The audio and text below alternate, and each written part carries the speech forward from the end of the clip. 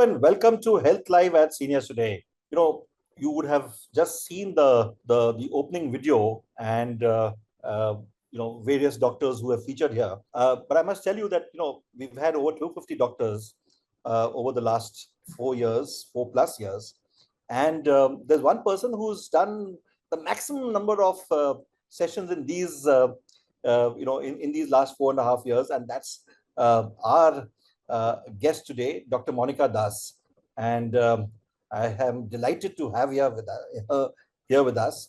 This is her 14th session. I just counted, and but what I'm going to do is, before I introduce her, and I'm going to request our producer to play a short video.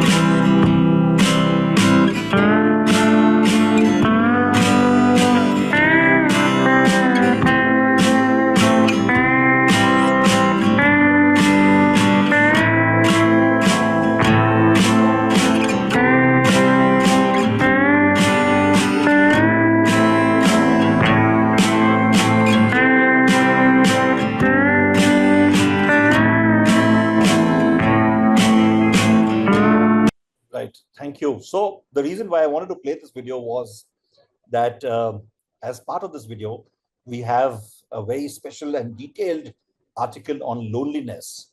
And to write that, we requested Dr. Monika Das to write about it, to discuss the issue, and which she has done in great detail. And we only thought it appropriate to invite her to speak to you, all of you, as well as to address your questions. Let me introduce her first. Dr. Monika Das is a Chartered Psychologist, a Chartered Scientist, and an Associate Fellow of the British Psychological Society. Professionally, she has counseled over 15,000, perhaps 20,000 now, in a span of over 20 years, and has published several papers in both Indian and international journals. She's a trained pianist and a vocalist from the Trinity College of Music in London. And she has influenced the lives of many with the joyful learning of music. She has been actively involved in several popular musicals, such as The Sound of Music, Joseph and His Amazing Technicolour Dreamcoat, and so on. And as I mentioned to you, she has been a great friend of Seniors Today. She writes a monthly column called Mind Matters, and which is about all issues concerning the mind. And this time she's written the what may have been perhaps the main story, but for the unfortunate passing away of Mr. Ratan Tata. But and we also have an article apart from Dr. Das's, which is about loneliness in Indian and international films. So do have a look at it. We just thought that we'll make it a little lighter, the entire topic, and looked at how loneliness has been tackled in cinema. But without any further ado, I'm going to invite Dr. Monika Das to speak to us. Instead of a presentation, she's going to be speaking to us and for around 10 odd minutes, and then you can put in your questions in the Q&A tab or in the chat tab, and we'll be happy to address it to her. You can, if you'd like. In fact, I will say this, that we will not take the names of any of you who are asking questions, just to keep the confidentiality. So feel free to ask whatever questions you want, because this is the time that you can ask, with enough freedom and with no hesitation. Over to you, Dr. Das. Thank you so much, Mr. Maheshwari. Loneliness is a topic which affects all of us. When we're very young, none of us realize how lonely it can be when you become an adult, particularly, with grandparents. I'm talking about youngsters, your grandchildren. They have no idea about what it's like to be lonely. They have no idea about what is probably happening in the senior person's life. And it's a very touchy subject for the senior person.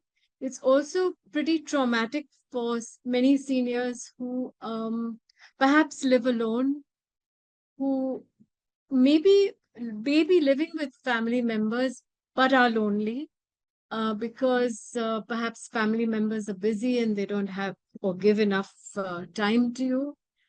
So there are various aspects to this business of loneliness.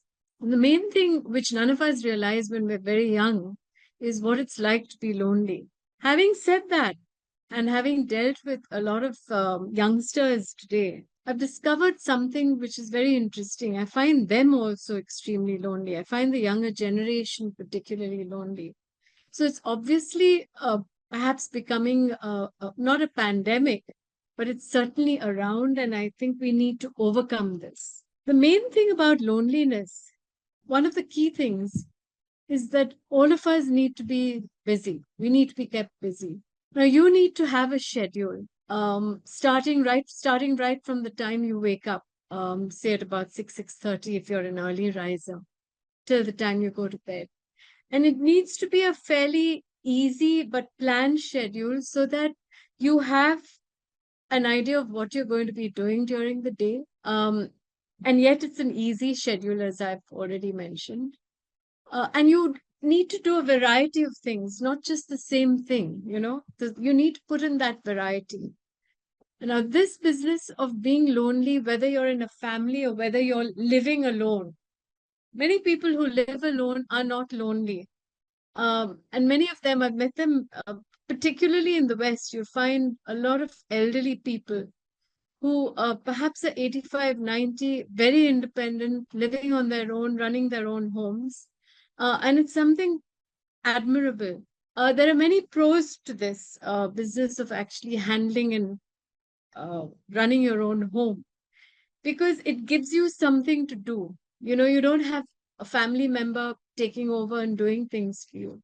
So if you're fit and able, one of my key suggestions to you is to be able to do things which you enjoy doing, but have a planned schedule through the day, which goes from, say, having your morning cup of tea or a hot drink, whatever it is, to yoga, to aerobics, to whatever you enjoy particularly, right through the day where you're planning your finances, perhaps catching up with a friend, maybe doing some meditation, things like that. And you go into the evening, you're doing some reading or you catch up with some friends. So you need to have these plans. And that the key to this whole business of not being lonely or not remaining too lonely is having a plan and action for yourself. So that's the number one point. The second thing, which is a very difficult thing for any of us to do, is you need to force yourself to get out. And you need to meet people, you know, particularly if you're on your own and there's nobody to talk to during the day. It can be anybody from, say, the local shopkeeper, you know, to somebody who you're walking around. You go to a bookstore, for example. So the key thing here is you need to make contact and you need to start a conversation, because if you don't, you could go through several days of having not spoken to anybody and just living your life, you know, in a fashion which is perhaps robotic, but not meaningful. So it's very important to force yourself to get out and make contact, whether it's, you know, if you're on a bus, greeting the bus conductor in a happy manner, talking to somebody who's sitting next to you. So you are actually forcing yourself out of your area of comfort. So these two things, you know, one is perhaps keeping a busy schedule for yourself, and the other one is actually getting out and making contact with people. Are two key, very, very key things to this business of not remaining lonely. What I've discovered with people who are alone, many people who are alone have, you know, you get lonely because you're very dependent on, you've been dependent on, say, your spouse, who's done things for you always. You've been dependent on, say, a family member who's always done things for you. You actually need to get out and get going and do something for yourself, and that's very important. Now, one of the main problems for loneliness, one of them is basically physically it can harm you, and it's one of the reasons why you need to get out. It can also lead to early death. Something like Alzheimer's could set in also. So that's why it's important to keep your mind going. Most people, I mean, there's 1 in 3, in fact, in the population where loneliness has sort of hit them. And if you actually think about it, we're social animals. We prefer to be with people. We prefer to be surrounded by people. And if we're lucky enough, if we have a warm, loving family, then nothing like it. But if you actually look at the pace of work and society today, everybody seems to be busy. Everybody. There's nobody who's not busy. Even your children or your grandchildren are busy. Now, how do you get time with them? They need to schedule that in, whether it's half an hour or 40 minutes with you, just chatting with you, finding out how things are, or vice versa, you spending time with them and finding out what their day was like. So these things are very important. One of the key things about not being lonely, as I mentioned before, is you need to really start talking about yourself. Lonely people tend not to want to open up. They are shy, they are diffident, they do not wish to actually share their life or their experiences with people. And if you actually look at a two-way conversation that takes place between anybody, you need to initiate conversations. And the only way to do it is to actually force yourself out of this business of waiting for somebody to start a conversation. So this is one of the key things about it. So how do you get rid of loneliness and how do you become happy? In many of my sessions before, I've talked about doing things like yoga, meditation, going for long walks, meeting up with friends, or say going to the theater or to a good concert, spending quality time with your family during the day or in the evenings if they're busy during the day. Spending time with your grandchildren. Now, how do the younger generation can learn a lot from you. So the key thing to do is to find out when they are free and if they can even give you 10 minutes of their time. That quality time in terms of interacting with them, finding out how they were, what they were doing, who their friends are there any issues that they're dealing with that needs to be resolved? Your advice, your ideas could help them stabilize themselves. And the younger generation needs that. So it's better not to sort of, refrain from not saying anything or being worried about what your daughter-in-law, son-in-law, or whoever it is that you live with. You're constantly worried about your P's and Q's, and perhaps you're trying to be careful. I feel an elder has a lot to give the younger generation. And if you're able to impart that before you leave this world, there's nothing like it. I shared a lot with my grandmother when she was from a very early age. And I've had some wonderful experiences, conversations, and learned a lot from her. I have a mother who's 83 years old presently, and I just wanted to give you this example. I've always felt adamant about the fact that it's very important for her to run her own home, to handle her own finances, and to actually make her own decisions from her insurance to her car to whatever, what have you. And she may not realize it. I mean, there are times when she does get bogged down and she gets tired. But one of the key things for her, which I've realized, is that it's kept her going because we've not taken it away from her. My brother and I haven't taken everything away from her. So we've given her that opportunity for her to make those decisions rather than, us making decisions. If she asks us for advice, that's fine. That's different. So these are some of the key things which I've experienced in my life, and I feel these are some, important things for us to imbibe and perhaps keep in mind. I'm very happy to handle any questions in case you have any, and I'll hand you over to. Thank you very much. Thank you very much. We have somebody who's from your city, from Aurangabad, or should I say Chhatrapati Sambhaji Nagar. There's one person who's said loneliness and introvert. Are they both the same or different? They're very different. An introvert is a person who doesn't share things too easily with the world. An introvert is a person who they're not unhappy people, but they tend to keep things to themselves. Loneliness is different. Loneliness is feeling absolutely alone. It's a feeling that comes from within you, you know. It's you can be in a crowded room and still be lonely. So it's actually a feeling that hits you, as compared to, say, being an introvert and not really mixing with people. That's very different. Okay. We have somebody who's 75. Says all through everything is there, but still sometimes loneliness. And she wants to know what is the remedy for this. The remedy is you have to find things that you enjoy doing. I'm very clear about that. This is what I was trying to say. You don't have to be busy all the time, but you have to identify things which you enjoy doing and not expect others to keep you entertained. That's also very important. If you watch the younger generation now, their whole and soul entertainment is actually gadgets.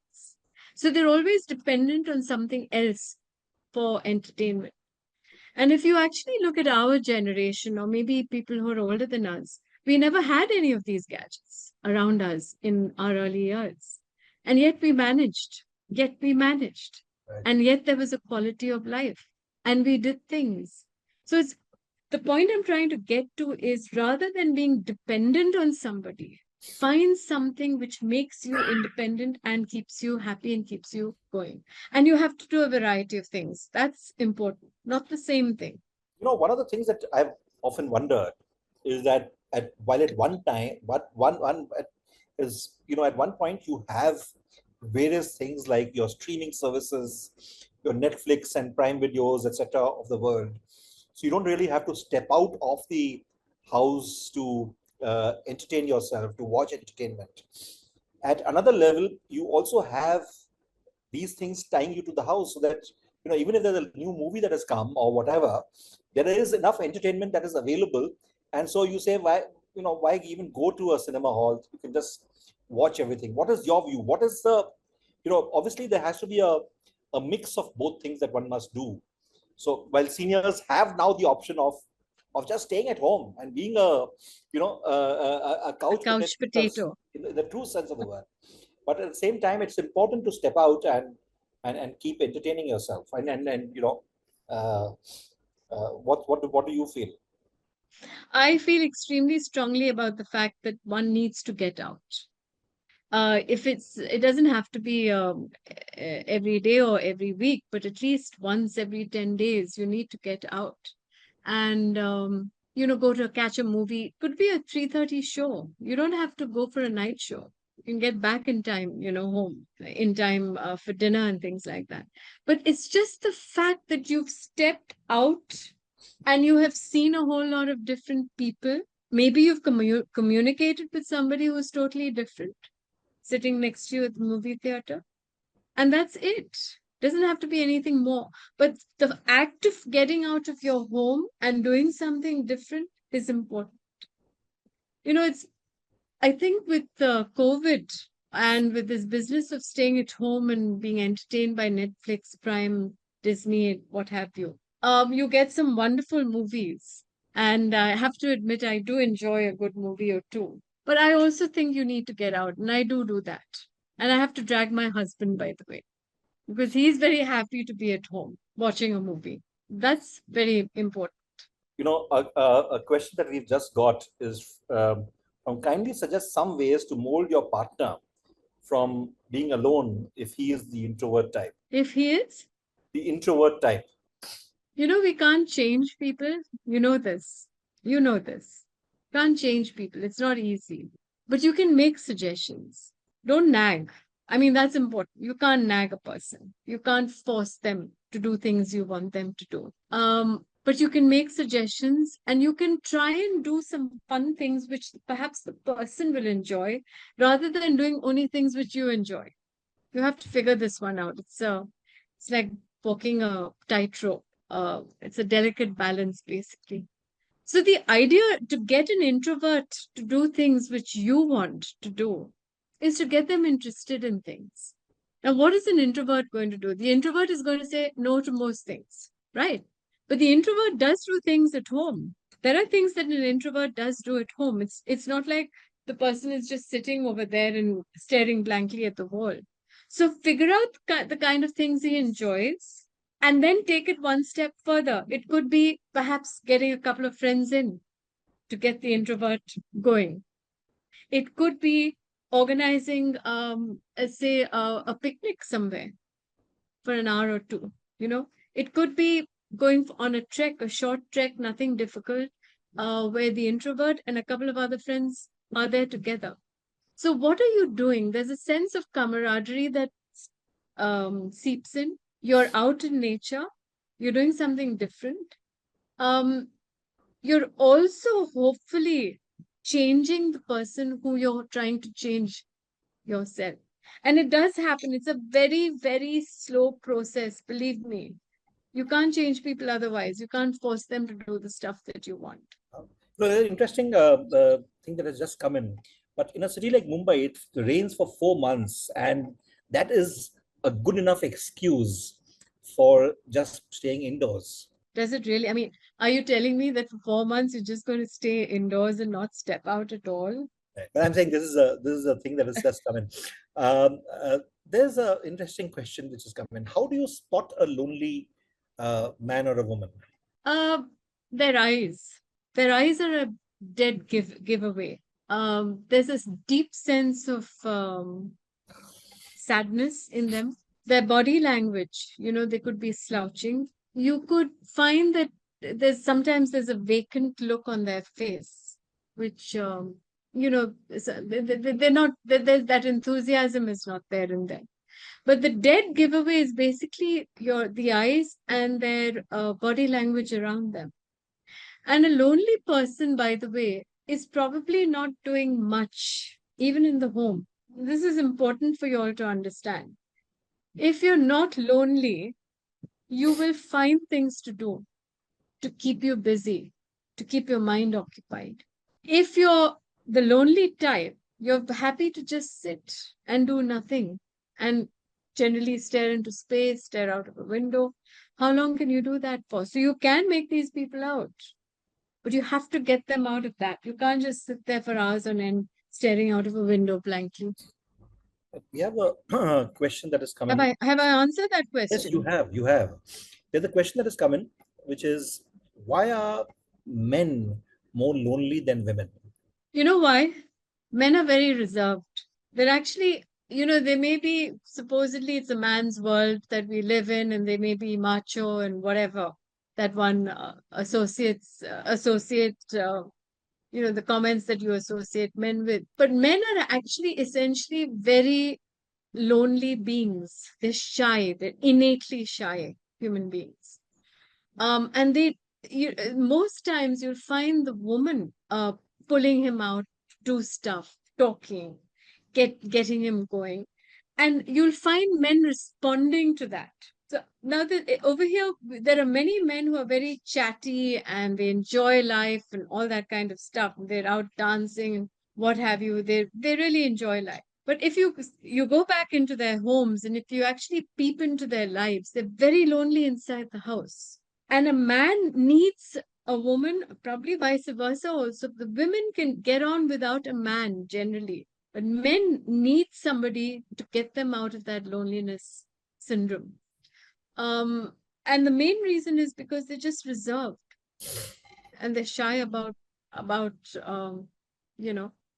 getting out and doing stuff. You watch the men in your life, any one of you, and you'll find this happen. You'll find it's the women who are taking charge, doing stuff.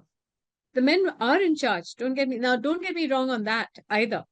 The men are in charge, but they do this in context with a partner. If they're on their own, they wouldn't know what to do. Actually, a man wouldn't know what to do a lot of the time on his own.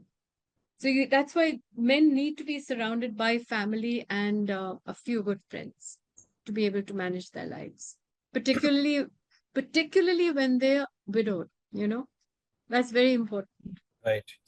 There's somebody who's sent in a comment saying that sometimes it's tough to deal with loneliness. I was a severe patient of anxiety, but now I found a way out. I keep myself busy in doing things which I'm interested.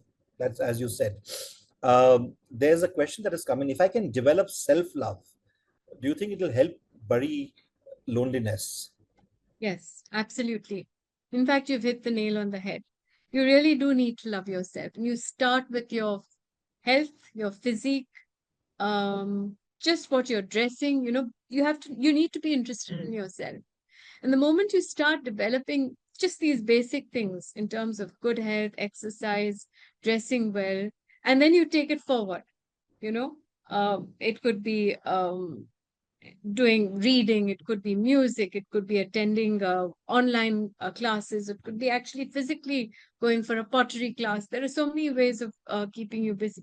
But this is all actually self-love, and that self-love is very important before you can love somebody else. This is the key to actually loving individuals. If you don't love yourself and you're angry with yourself and you're sad about life, you're going to reflect that in your relationships. And that's when disaster hits you. So the answer is yes, self-love is very, very important. There's a question which is the use of gadgets good or bad for coping with loneliness? So it's a give and take. I think we live in a world of gadgets now, and it's not going to go. So it's entirely up to the individual how long you're going to spend with a gadget. I go into Facebook just to check whether I've had, that's maybe once a day or twice a day. And likewise, WhatsApp and, some of the other apps.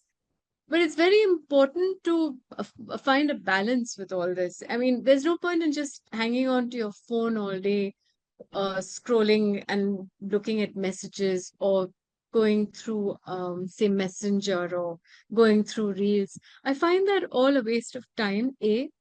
B, it's actually affecting your mind. It is affecting your mind. I have to tell you all a story about a young student in one of the schools up north. Her mother used to make all these reels. I'm just going slightly off topic.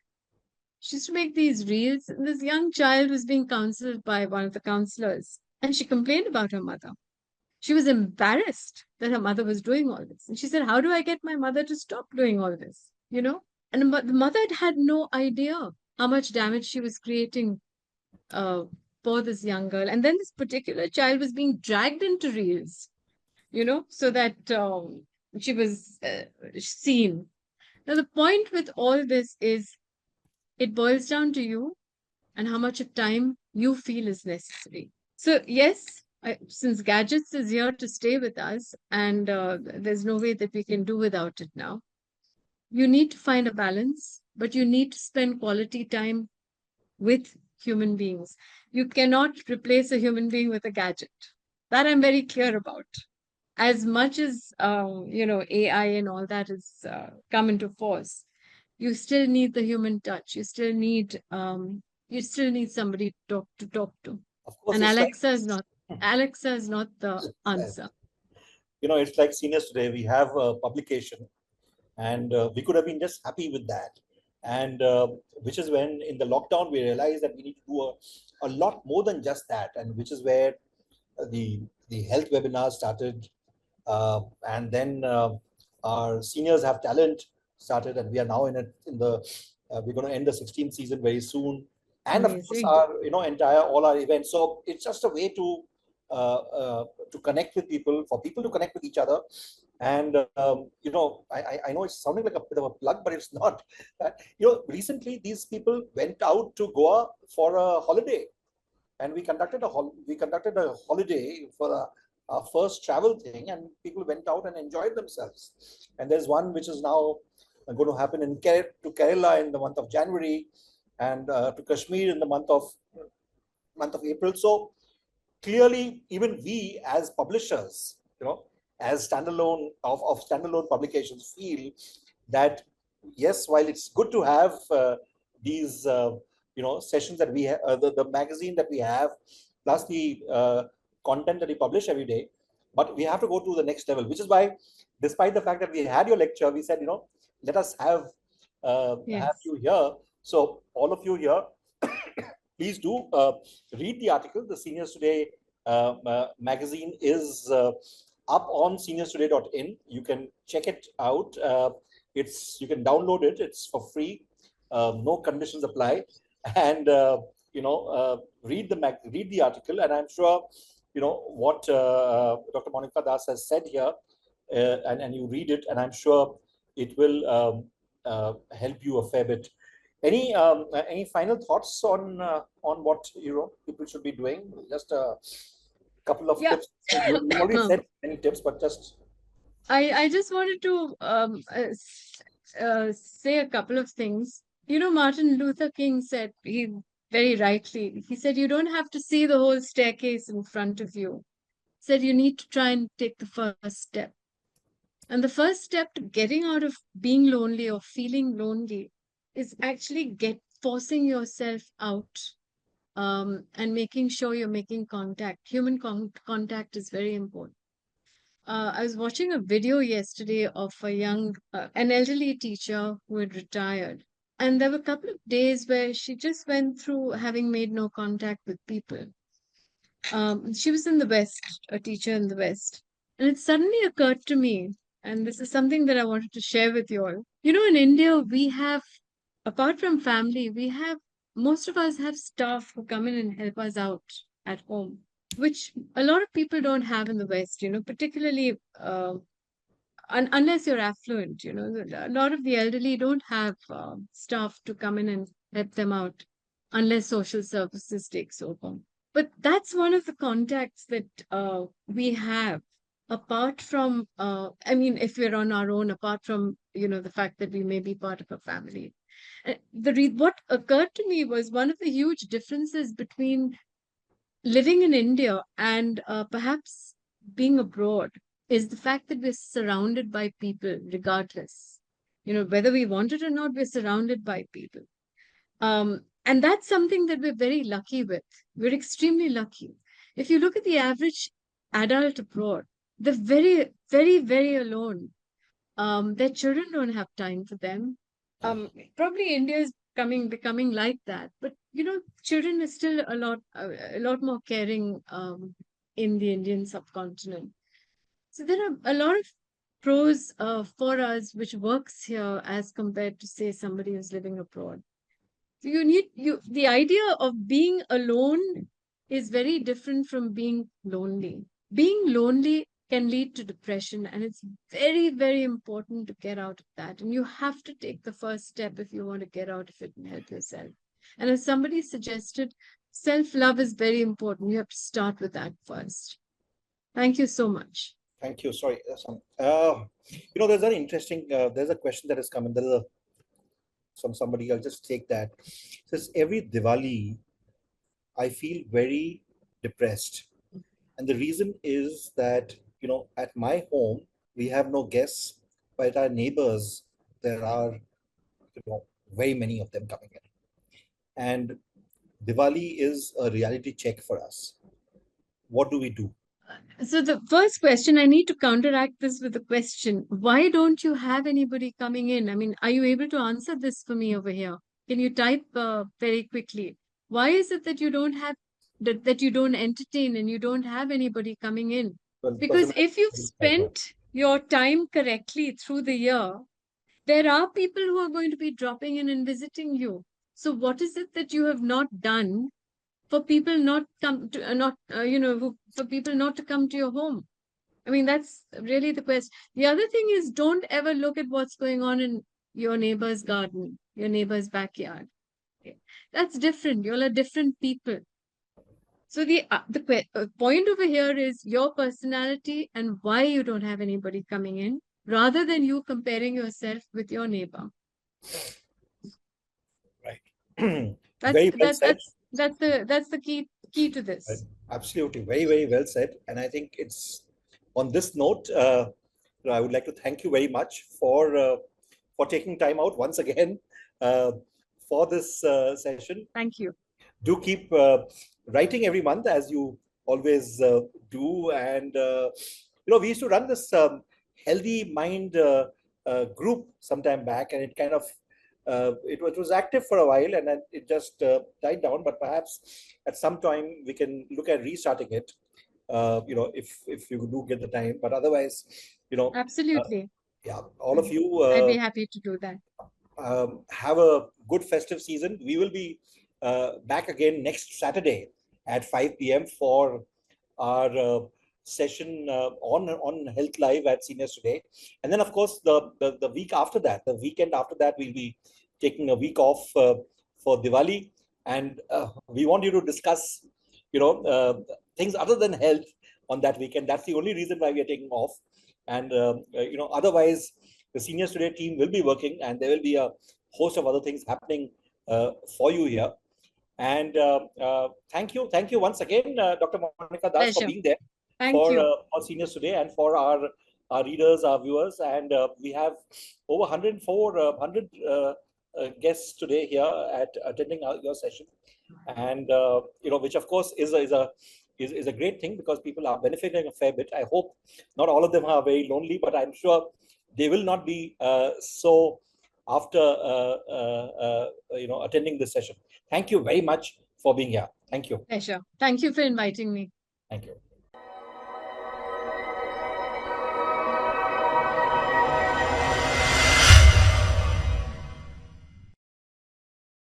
Subscribe now and press the bell icon. Never miss an update.